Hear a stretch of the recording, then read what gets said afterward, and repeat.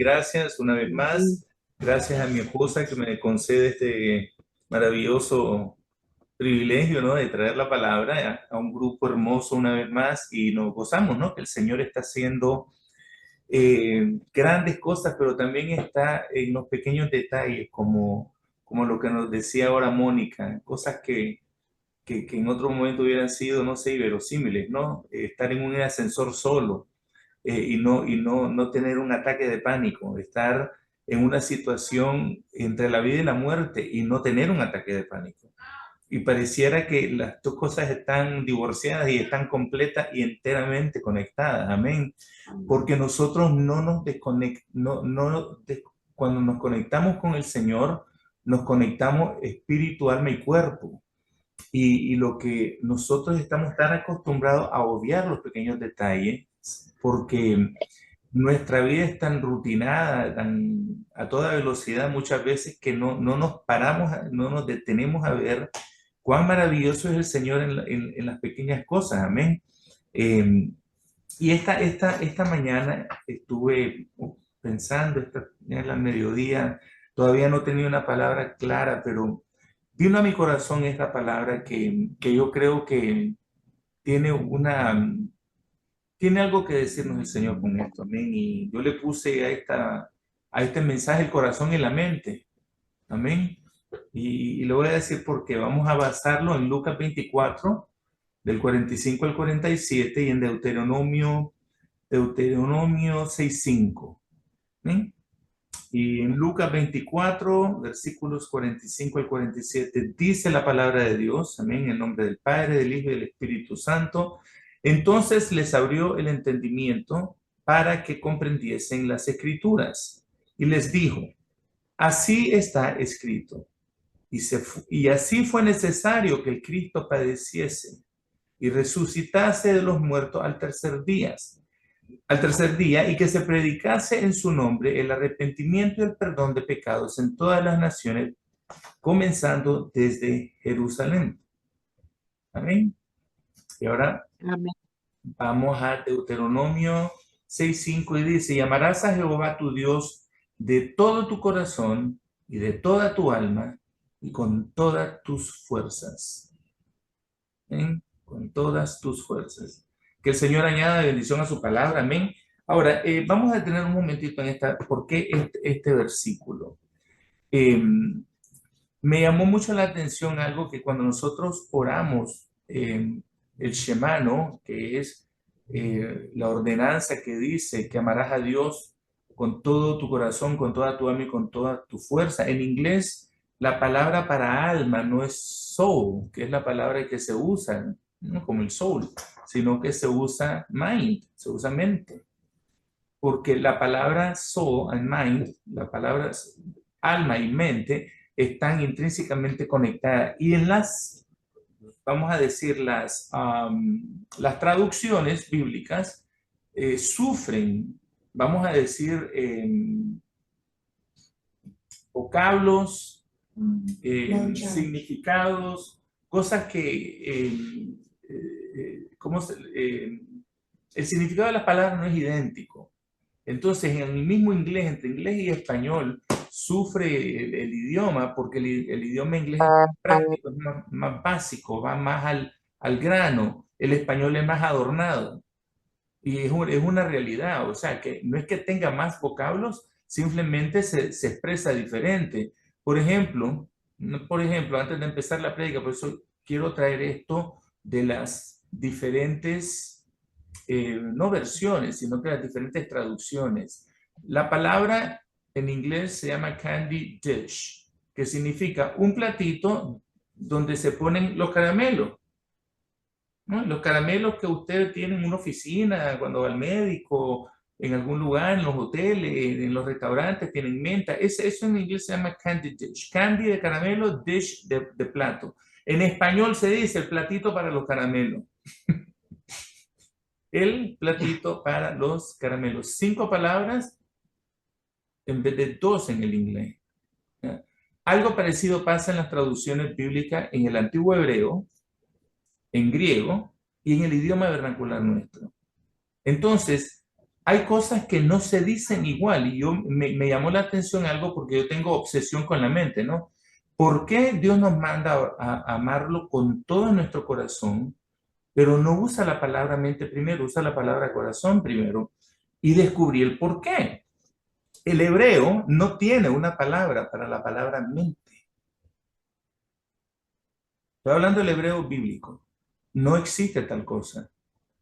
Porque el pensamiento, vamos a decir, del mundo occidental, eh, se ha determinado, y esto ya por neurociencia y un montón de otras disciplinas, que aluden al hecho que la mente está en el cerebro.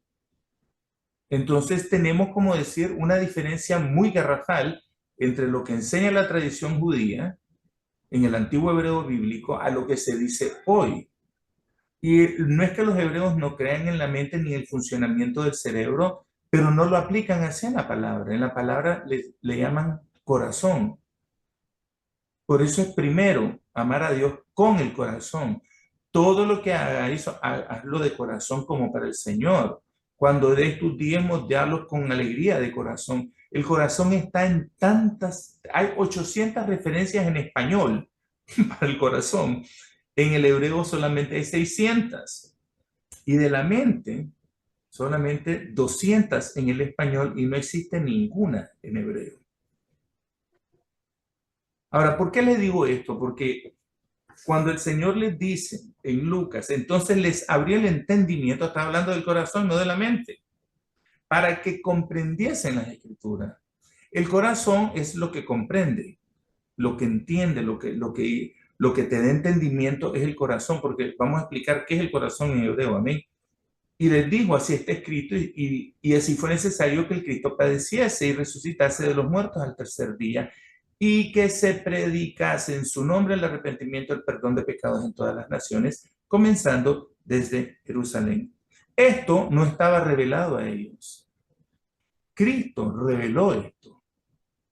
Por eso es que el mundo no entiende el Evangelio. Por eso es que el Evangelio, este maravilloso Evangelio, todavía cuando la mente está en tinieblas y no resplandece el Evangelio, es porque no entienden por qué el Evangelio es lo que es. ¿Por qué hay que predicarlo? ¿Por qué me tienes que decir de Jesús? ¿Por qué me tienes que contar su historia? Porque si hablamos de Dios todo está bien, pero en el momentito que Jesús entró a la casa hay un problema. La religión tiene un problema con Jesucristo. Jesucristo tenía un problema con la religión también. Porque la religión no resuelve tu vida, la religión no te salva, la religión no te da fe. Cristo, la experiencia con Cristo, que es la palabra viva, según dice la Escritura, eso es lo que hace iluminar el entendimiento a nosotros y nos trae el conocimiento a la plenitud de Cristo, no solo a lo que Él es como persona, sino que a su obra y cuál es nuestra identidad en Él. Todo ese proceso de transformación es una cosa impresionante cómo se da lugar sin que nosotros nos enteremos. Y yo toda la vida he pensado que la mente, la loca de la casa, está aquí. Ahora descubro que está más aquí. ¿Qué te parece ese enredito? Ahora, en hebreo, los conceptos de mente y corazón, dice, o sea, lo capté, ¿no? De un diccionario bíblico, dice, son ricos y multifacéticos y a menudo se superponen en significado y uso, particularmente en el hebreo bíblico, a diferencia de la distinción occidental moderna, que a menudo separa el intelecto, que es la mente, de las emociones y la voluntad, que es el corazón. El pensamiento hebreo antiguo tendía a verlos como más integrados, una cosa con la otra. La palabra corazón en hebreo se dice lev, L-E-V, o levav, L-E-V-A-V, que son traducidas como corazón y se entienden como el órgano físico, como la persona interior o el núcleo de la persona, se entiende como la sede del pensamiento e intelecto. En el hebreo bíblico, crucialmente hablando, el corazón se considera la sede principal del pensamiento, o sea, donde se sienta el pensamiento en tu vida. No en tu mente, oye esto, en ti, donde se asienta tu alabanza, donde se asienta tu oración, donde se asienta tu temor a Jehová, donde se asienta cuando te maravillas del Señor, cuando Él te habla, cuando tú le escuchas, cuando tú oras y te responde. Ahí todo eso no es en tu mente, eso es en tu corazón. La sabiduría, la comprensión, la actividad mental. Esta es una diferente clave con el español moderno, donde mente usualmente asume este papel. Por ejemplo, tomar a pecho o decir en su corazón, cuando la persona habla del corazón, cuando el corazón, yo siento como decir, me dio una, ¿cómo decimos en español? Me dio una corazonada. Amén. Eso es lo que está diciendo. Ahora, lo que está hablando también es que del corazón sale ese proceder, del corazón, de la abundancia del corazón habla la boca. Amén. Hay tanta sabiduría y tanta profundidad en esto que tenemos que considerar por qué Dios habla del corazón más que de la mente. Amén. Las emociones, los sentimientos, el corazón se entiende como la fuente de emociones y sentimientos, como la alegría, la tristeza, el amor, el coraje, pero también salen otras cosas, salen la tristeza, el luto, amén, la ira. Todas estas cosas nacen en el corazón y están establecidas en el corazón. La voluntad y la volición es el centro donde se toman de las decisiones, las intenciones y la elección moral. Se entiende también como conciencia, también se puede encarnar la conciencia o la plenitud de todo. En otras palabras, todo nuestro ser está, vamos a decir, contenido o comprendido en este corazón que habla la Biblia. Y todo es lo mismo. Ahora, cuando hablamos de la mente, es diferente. Ya entendemos que la totalidad de una persona, ¿ya? ¿Quién es la persona? Dice la palabra, así como piensa el hombre, tal es, dice. O sea, como él piensa, él es. Hay un filósofo, René Descartes, que él decía, yo pienso, por lo tanto yo soy, decía. ¿Se acuerdan de él? Que él dijo esa famosa y muy moderno descubrimiento. Ya la Biblia había dicho eso. Eso no es algo de él. Lo que lo hizo impresionante es que yo no sé si lo tomó de la Biblia y si alguna vez él leyó la Biblia, pero dijo lo mismo. Porque nosotros primero creemos, luego actuamos. Es correcto. Como pensamos, actuamos. De un pensamiento, el pensamiento va desarrollándose hasta convertirse en una acción. Entonces es correcto entender eso, pero el verdadero genio de todo esto, detrás de todo esto, es Dios, no René Descartes. Amén. Desafortunadamente, la filosofía actual le da más crédito a un René Descartes que a una Biblia. Porque eso está establecido en un proverbio de muchísimos, cientos de años antes que él. Amén. Ahora, el hebreo bíblico no tiene una sola palabra que abarque todo y que traduzca directa y exclusivamente el concepto de mente. ¿Qué le parece esa? Que no existe en la Biblia hebrea eso, la palabra mente. Como en español, o sea, se entiende la facultad de cognición e intelecto separada de la emoción. En cambio, se utilizan varios términos para transmitir diferentes aspectos que lo asociamos con la mente. Por ejemplo, la palabra levad, que fue lo que hablamos, el corazón, que es donde se usaría la mente o el entendimiento. La otra palabra que usa son dos palabras que yo les hablé una vez de esto, acerca del espíritu. La primera palabra es nefesh, que significa alma, y se entiende como el sentido de deseo, la voluntad o la vida consciente, el proceso de tomar decisiones de una persona. Se refiere a un ser vivo que respira. Nefesh. La otra palabra, ruach, se traduce como espíritu, viento, aliento. Ruach puede asociarse con la mente, particularmente con el estado emocional y espiritual de una persona, su disposición o el proceso de pensamiento. La palabra que traduce el griego es neuma, que viene siendo como un neumático, o sea, como un aire que se le mete a no sé, a un calcetín, ¿no? Y crece en tamaño. Todo esto está relacionado con tu respiración. Y la palabra alude más al aliento de vida que a la mente. Sehel significa entendimiento, perspicacia, sabiduría, prudencia. La palabra bina significa, igual que Behel, dice similar, significa discernimiento. La otra palabra que se traduce comúnmente también es da'at, pero en realidad la palabra, el vocablo significa conocimiento, conciencia o información. Está la otra que es mahashabah, que significa intención. La otra se llama yetzer, que significa, yo lo entiendo más como un impulso de la persona, amén. Como decir su inclinación, su imaginación, el propósito, amén. Y la última, la palabra cerebro, moah. Moah es lo que viene siendo la función del cerebro, que es el que nos ayuda a regular, es el que manda, ¿cómo se llama la palabra? Directivas al cuerpo. Por ejemplo, cuando tú estás dormido y erutas, eso es un impulso completamente inconsciente. Pero si estás despierto, lo puedes controlar. A veces no puedes controlar el eruto. Ya no decir los pedos, ya no decir, no sé, cuando tienes ganas de ir al baño y tienes que parar, salir del autobús y ir al inodoro, porque el número 2 tienes que hacerlo.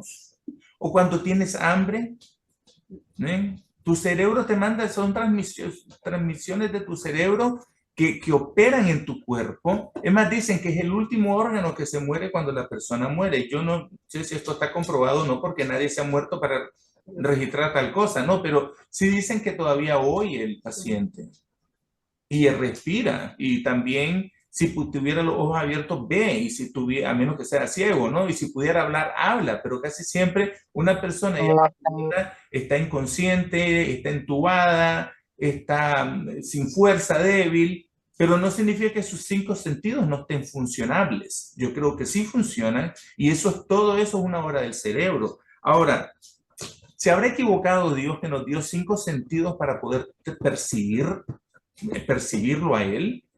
Y mira qué impresionante esto, que cuando el Señor habla del sentido de percepción, está hablando del corazón. Y aquí es donde quiero llegar. Cuando nosotros tenemos una experiencia con el entendimiento de la palabra, es eminentemente espiritual, no es intelectual.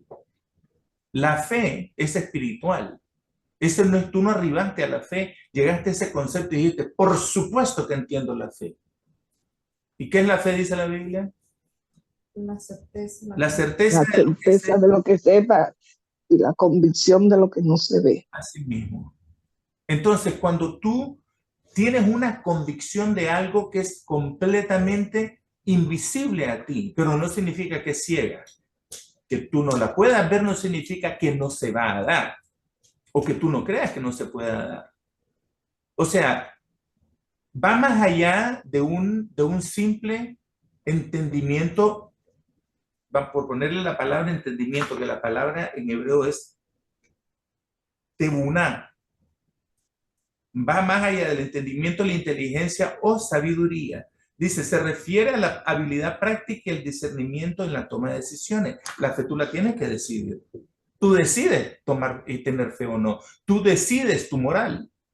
Decides si robas, mientes, dices la verdad o no. Amén. Tú esas cosas las decides. Tú tienes el control, el libre albedrío de estas cosas, de estas decisiones. Entonces, ¿qué pasa cuando venimos y nos encontramos con el Espíritu Santo de Dios? Y entendemos que Él recibe la misma naturaleza del Padre y el Hijo. Él tiene la misma naturaleza. 3 personas distintas en un mismo Dios. Amén. Escucha a Jehová. Jehová tu Dios, Jehová uno es. ¿Por qué usted cree que tiene tanto conflicto el judío con la persona de Jesús y con el Espíritu Santo? Pero cuando usted lee las Escrituras y entiende lo que está diciendo la palabra, la Escritura, la Sagrada Escritura, habla de un Mesías, un rey ungido, hijo de Dios. Por eso es que ellos tuvieron tanto conflicto con Jesucristo cuando Jesucristo dijo, mi Padre y yo somos uno. Desafortunadamente no lograron ver su ¿cómo se llama? Su propósito. El Señor vino, llegó, pero dice Juan, en el primer capítulo, a los suyos vino, pero los suyos no lo recibieron.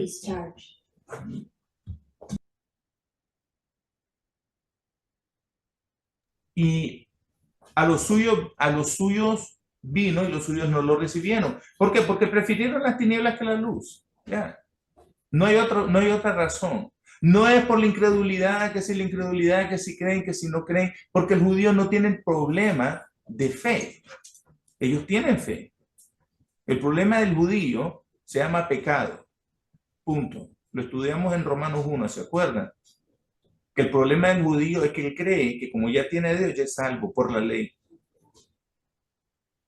Entonces viene Jesucristo, vino, como dice la palabra, en agua y en sangre. El Espíritu Santo y el Padre dan testimonio de él.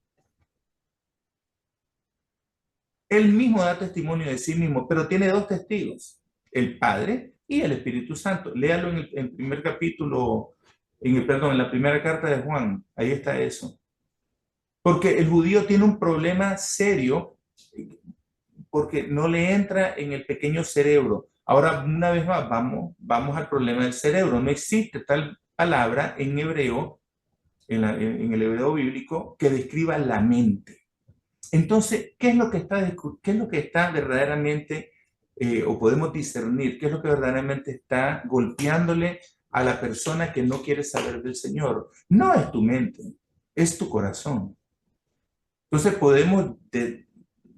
vamos a decir, concluir que el problema es un problema del corazón, no aceptar a Cristo. Ahora que usted y yo somos cristianos, podemos estar de acuerdo con eso. Hay un problema de maldad en el corazón que no logra entender a Jesús, no logra recibirlo, percibirlo, discernirlo, amarlo. Porque hay un momentito que nosotros no solo lo recibimos como Señor y Salvador, le llegamos a amar, le adoramos. Nosotros cantamos a Jesús, le bendecimos todo el tiempo, hablamos todo el día. Mire que me llamó la atención una predicadora hace poco hablando de el orar en lenguas. Dice que la persona dice, todo ser humano dice, habla todo el día con tu mente. Tú estás hablando el día entero con tu mente. Dice, en eso nos parecemos a Dios. Dice, porque Dios habla mucho.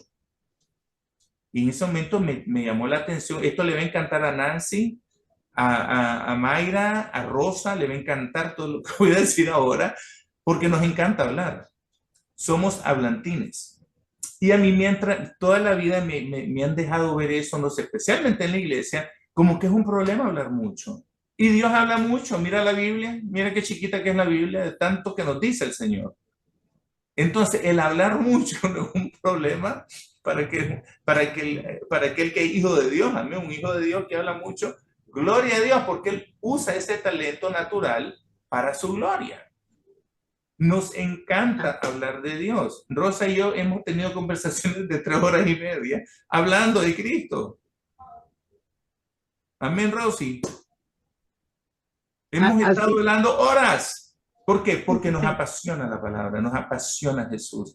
Te estoy diciendo esto porque es el problema, no el problema, cuando nosotros entablamos una conversación acerca del Señor, acerca de la Biblia, acerca de su palabra, acerca de su Espíritu Santo, es algo del corazón, no es algo de tu mente. Y nosotros siempre hemos aludido que el intelecto que nosotros usamos, o sea, mira que el Señor no se vale tanto del intelecto. No es verdad eso de que la mente se confunde con Dios. Sí, yo creo que sí la confunde la mente de Dios, la mente confunde a Dios. Y Dios también confunde la mente porque el Señor no transita en la mente, no transita en ese tipo de pensamiento. Vamos a decir en ese ámbito donde el Señor verdaderamente actúa, es en el corazón. Él cambia el corazón. Amén. Él cambia el corazón. El corazón del asunto de la Biblia es Jesús. Jesús es el corazón del asunto. Él es la palabra viva. Entonces, venimos a entender que la vida que da Jesús, ¿por qué es viva y por qué es eficaz? porque tiene un espíritu que testifica su autenticidad. Es una palabra confirmada. Cuando nosotros oramos y oramos en el nombre de Jesús, es como que estamos firmando la oración con ese nombre. Por eso Dios le escucha. Cuando nosotros clamamos al Señor, cuando nosotros tenemos encuentros personales, constantes, consistentes, cotidianos con el Espíritu Santo, no es algo que procedió de aquí, es algo que procedió de aquí. Porque si usted le pone un poquito de pensamiento al asunto, a las 7 de la noche yo no tengo ganas de ir a orar por un enfermo al hospital. Menos ahorita ya en Argentina, Rosa, que está nevando, no te dan ganas de salir a predicar el evangelio a las 7 de la noche. Lo que quieres es una sopita caliente y ver televisión, la casa de los famosos. Eso es mucho más atractivo que hacer la obra del Señor. Entonces, esto es producto de tu mente, pero tu corazón anhela servir a Dios. Y las cosas que tú haces, las haces porque tienes el corazón para hacerlo, quieres hacerlo. No te molesta levantarte temprano, orar, no te molesta ir a cierta hora del día, un día a la semana, llevarle una comidita a alguien que esté enfermo, llevarle, no sé, una comprita del supermercado a algún hermano tuyo en la iglesia que tú sabes que está pasando necesidad. O sea, mandar un dinerito a alguien que tú sabes que le hace falta allá donde está. ¿Por qué? Porque son obras sociales que no están desconectadas. La acción social no está desconectada del evangelio. Tiene que ir mano a mano. Amén. Nosotros somos la luz del mundo y la sal de la tierra y tenemos que hacer eso. Porque el Señor nos dijo que le diéramos de comer a los pobres y que visitáramos al enfermo y al preso. Nos lo dijo el Señor. Amén. ¿Por qué? Porque esa es la manera que nosotros podemos utilizar como oportunidades para hablar de su evangelio. Para hacer creer al vecino de que Jesús está interesado en su problema. Y que el elefante blanco que él tiene con el Buda grandote, que es del tamaño de él en el patio, ese no lo puede oír ni puede resolverle su problema de adicción. O el problema que él tiene de tristeza en su corazón con su papá. Él tiene años de no hablarle a su papá. Pero él te dice de sentado, hola, mi nombre es Alejandro, no creo en Dios, te dice. Como gran logro, como gran victoria, como qué gracioso. No es gracioso, es lamentable.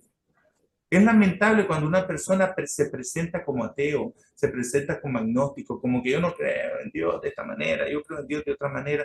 No sé en qué Dios tú crees o qué tú no crees, pero el hecho que lo niegas significa que tienes detrás en tu mente, ya una vez más en tu corazón, tienes algo contra Él. Porque del corazón salen las intenciones. Lo dijo Jesucristo. Los adulterios, las mentiras, los crímenes, los homicidios salen del corazón. Dice que el problema de los hombres que se les resbalan mucho las miradas y cometen adulterio, el adulterio lo cometen en el corazón, dice, ¿o no? No en el acto. Ahora, cuando él habla de eso, es una persona que está constantemente propiciando esa lascivia, esa lujuria de estar viendo a una mujer como un objeto sexual. Desafortunadamente el hombre padece de hipersexualidad y el hombre, la manera que él maneja su vida es en la sexualidad. Desafortunadamente la cultura lo ha hecho a él un objeto sexual. Entonces todo lo que él refiere cuando se refiere a la sexualidad es a través de objetos, es a través tiene un fin. El fin es tener algo y no ha sabido canalizar la verdadera naturaleza de la sexualidad que tenemos nosotros, los hombres, que si la ponemos en las manos del Señor es algo poderoso y es algo lindo. Es algo que tiene un propósito. El propósito de la sexualidad es eventualmente tú tener hijos. Pero también está supuesto a satisfacerte como persona. Entonces, que aunque tú no tengas hijos, el deseo sexual es algo hermoso y nace en el corazón. Usted se imagina, yo conocí a alguien que una vez me dice, no, lo que pasa es que tú piensas mucho. Ajá, ¿y por qué tú dices eso? Me dice, porque yo me imagino, me dice, cuando tú das un beso, ¿qué tú haces? Me dice, ¿qué es mejor? ¿Te pones a analizar, tú estás analizando el beso o estás disfrutando el beso? Oh, wow, no, yo lo disfruto. Yo no estoy pensando en el beso. Pero hay gente que piensa en el beso y no disfrutan el beso. Consejo, disfrute el beso. Es hermoso. No tiene nada malo. Y más si viene del corazón. Y los besos no se dan con la mente. Bueno, con Dios es idéntico. Tú no puedes vivir tu vida analizando todo a un punto donde descartas la intervención divina de Dios en todos los aspectos de tu vida. Qué lindo que poder tú pararte hoy en día, Mónica, te aplaudo porque dices algo tan que para mí es insignificante cuando empezaste a decirlo. Dices, ¿qué tiene que ver esto con lo que está pasando? Que el Espíritu Santo entró contigo al ascensor y tú le dijiste, Señor, abrázame. Oh, wow, yo nunca lo había visto de esa manera. Bueno, yo no padezco de eso, ¿no? Pero qué hermoso de reconocer a Dios en eso. Cuando tú te das cuenta que Él está interesado en ti, en tu totalidad. Él está interesado en tu corazón. ¿Sabes qué es lo que testifica de Cristo? Tu corazón, más que tu boca. Por eso se oye mucho el decir, bueno, predica el evangelio y si te es necesario habla. Eso es antibíblico. Nosotros estamos supuestos a hablar. ¿Ok? Siga hablando. Pero sí yo entiendo por qué la gente se fija mucho en el proceder, porque a veces el corazón no está conectado con la palabra de Dios ni con lo que predicas. Y ahí es donde viene el problema serio. Fabián hablaba de eso la semana pasada. En muchas veces nosotros no reflejamos, la iglesia no lo refleja, y es verdad, porque somos mucho de hablar, pero no mucho de poner el corazón en el asunto. Para finalizar, con esto termino y yo creo que el consejo final es que le tenemos que pedir a Dios que abra nuestro entendimiento, el entendimiento de corazón o desde el corazón, que aprendamos a ver las cosas con él, cómo las ve él, cómo las ve él. Ahora, termino con esto porque había un hombre en la Biblia que tenía el corazón conforme a Jehová. Todos conocemos la historia del rey David, amén. Pero ¿qué era lo que Amén. hacía el rey David? Rey David, cuando él escribió, o sea, los salmos, él usaba palabras como besos. Dicen, la misericordia y la verdad se besaron, la justicia y el amor se encontraron y se abrazaron. Él usaba gestos corporales, pero con sentimiento. Lo que hace hermosa la lírica de los salmos, la poesía de los salmos, es eso, que tiene una profunda pasión. O sea, bendice alma mía Jehová y bendiga todo mi ser su santo nombre. Esa palabra todo mi ser en hebreo es corazón. Bendiga todo mi corazón su santo nombre. Mira que lo que bendice a Jehová, más que las palabras, es que tu alma esté conectada. Y hablando del alma, estamos hablando del espíritu, amén. Y hablando del corazón, estamos hablando de nuestros sentimientos. Que no sea un bendice alma mía a Jehová y no seas capaz de aplaudir, no seas capaz de cantar. Por eso es que yo no creo mucho en estos evangélicos que llevan años sin entender la obra del Espíritu Santo, que es el que te impulsa a querer aplaudir, a querer levantar manos, a querer danzar ante la presencia de Dios y derretir tu vida delante de Él. Mira, este domingo tuvimos un profeta que llegó a la iglesia y me tocó muchísimo su prédica. Un momentito, él estaba ministrando a la iglesia, a todo el mundo, y decía, todos ustedes que están ahí atrás, que no están aquí enfrente, oren por los que están enfrente. Y orando me quebrantó el Señor, porque el Señor contestó cosas que están en mi corazón, que solamente Dios las puede saber. Pero yo no soy muy fácil de llorar en público, porque soy grande y soy hombre y me da pena, es la realidad. Pero a la hora de los mameyes verdes, cuando está el Señor en el asunto, yo lloro, yo me quebranto ante su presencia y estoy moqueando y estoy hecho un niño. Porque creo que la presencia del Señor es tan impresionante, tan maravillosa, que tenemos que gustarla y aprovechar esos momentos. Qué lindo poder llorar en la presencia del Señor porque sientes el abrazo, como pedía Mónica en un ascensor, y en ese momentito te sobrecoge, y son efímeros momentos y son décimas de segundos, pero en esos momentos tú tienes tanta, vamos a decir, tienes tantas ganas de quedarte con él ahí. No te quieres ir de ese momento.